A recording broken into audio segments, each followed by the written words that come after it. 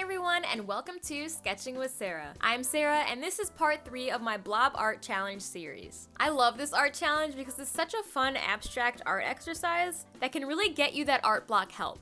At least it did for me. So like part 1 and 2, I start off with making some random blobular shapes with the corresponding row of my watercolor travel set. So this is part 3, so I'm on the 3rd row, which are these cool colors. Then I'm gonna doodle with pen on each of them to create some kind of animal blob. Something I realized is that I've never actually swatched this palette that I've been using, so I've just been kind of guessing based on the color of it in the pan, which isn't really the best way to go about it, especially when you're working on a more serious illustration in a bigger scale. It's definitely more crucial to know what colors you're picking from.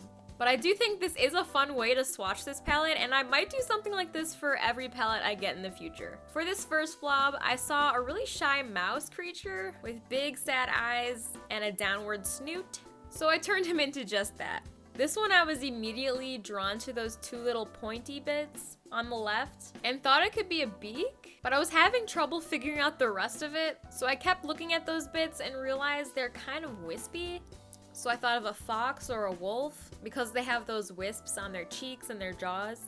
And after I realized that, it kind of just all melted together into this cute purple furry wolf fox. I feel like his lack of chin just makes him so lovable. This blob I wanted so badly to make into a snail or a jellyfish or something, but I kept rotating it and I ended up going with this cute bunny face for this one. I love how one ear is flopped and the other one's up, kind of that kinked ear look. And I gave him a winky face just to emphasize that too. He looks very quirky and very cute. This next one I saw some kind of Loch Ness monster shape when I rotated it, but I decided to go with like a very slim-faced, sneaky looking fox. He kind of looks like he's squinting at you with a lot of suspicion. This one, I really couldn't unsee this really pissed off rooster or hen of some kind, and he ended up turning into this really angry bird with this Johnny Bravo kind of hair look on him. I don't really know, but sometimes I just can't unsee it and I just gotta go with it, so here he is. For this blob, I saw that curled bit on the top left as a distorted snout of some kind, so I just turned him into this weird cat face. I am really enjoying keeping these blob animals so simple, because normally I would just be adding so much detail, and I think because I'm using such a thick black marker and a Sharpie in some cases, it really forces me to stay so simple, and I think it's really refreshing to do these types of exercises when you're feeling a little burnt out on the style you usually work in. I think because they're so simple, it really does add their own charm to it. This one could have been a fish or something, because it's such a symmetrical teardrop shape that I could just imagine a tail going off of that little point and everything. But I decided to turn around and make him into a beaver of some kind. His little hair bit on the top makes me think he would be maybe in the Alvin and the Chipmunks for some reason. And I really don't know why, but I do enjoy his little freckles and everything. For this blob, I struggled quite a bit, but in the end I went with a dog doing this play bow pose with his tail up and wagging.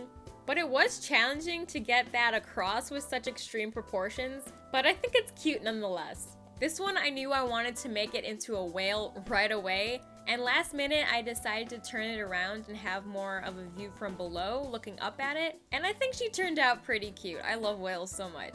Now this one I kind of winged the whole way through. I usually outline it first, but for some reason this one I felt really confident I wanted to put that nose right there.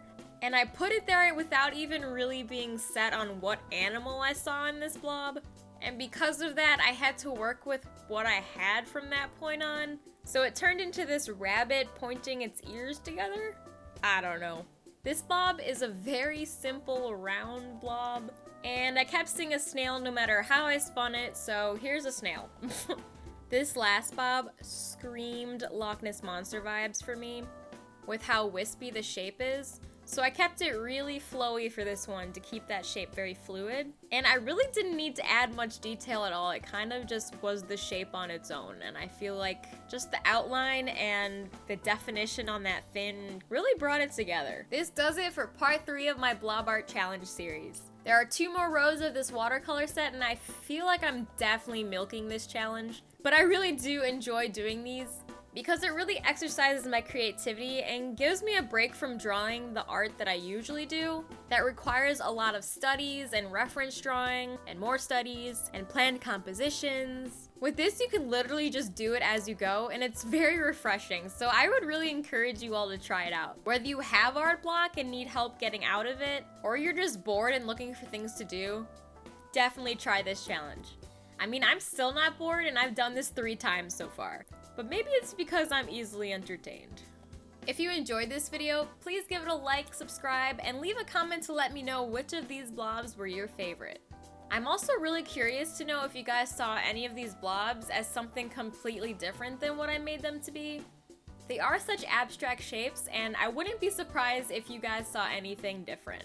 I mean, I saw multiple things in these and I had to make a decision, so I'd really be interested to see what you guys have to say. I love reading your comments and I respond to everything, so please don't be shy. I love talking to you guys. I upload a new video here every single Friday, so be sure to subscribe to see my future videos. Although I've been in somewhat of a rut recently, I do have a lot of fun content planned for the future. As always, the supplies I used, links to my other social media, and other videos of mine you might want to watch are all in the description box below, so please check those out if you're interested. Thank you guys so much for watching, and I'll see you in the next one.